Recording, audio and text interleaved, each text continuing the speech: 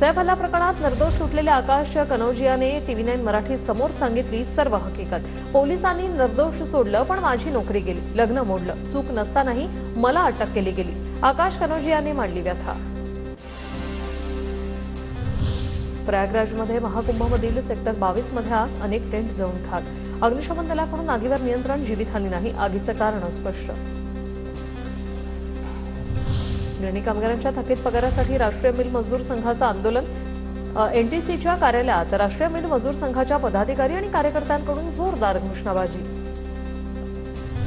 मुलुंडमध्ये धारावी पुनर्वसन प्रकल्पाविरोधात ठाकरे गट आक्रमक। ठाकरेंच्या शिवसेनेचा मुलुंड धारावी पुनर्वसन प्रकल्पाविरोधात एल्गार मोर्चा।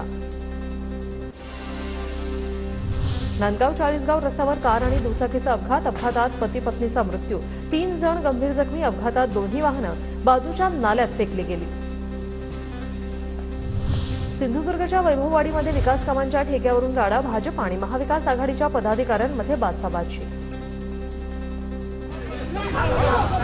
सोयाबीन विक्रीसाठी केंद्राबाहेर वाहनांच्या रांगा, हमीभावानं सोयाबीन खरेदीसाठी मुदत वाढवून देण्याची शेतकऱ्यांची मागणी।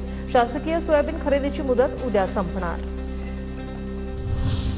10वी-12वीच्या परीक्षेसंदर्भात बोर्डाचा मोठा निर्णय। विद्यार्थ्यांकडून कॉपी आढळल्यास परीक्षा केंद्राची मान्यताच रद्द होणार। सरसकट केंद्र संचालक आणि पर्यवेक्षक अदलाबदलीचा निर्णय मागे।